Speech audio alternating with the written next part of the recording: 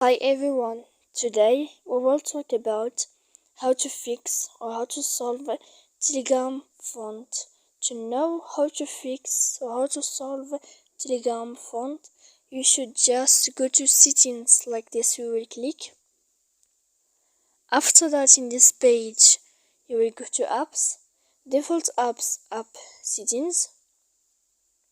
When you will see this list, you will go down to find the application of Telegram. Here there is, you will click and you will enter.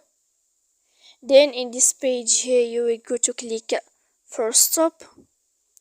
After that you will enter to storage. Then in this page you will click clear cache. After that you will go to click manage storage. And when you will end all this, you can update your application. So please don't forget to support us by like and subscribe.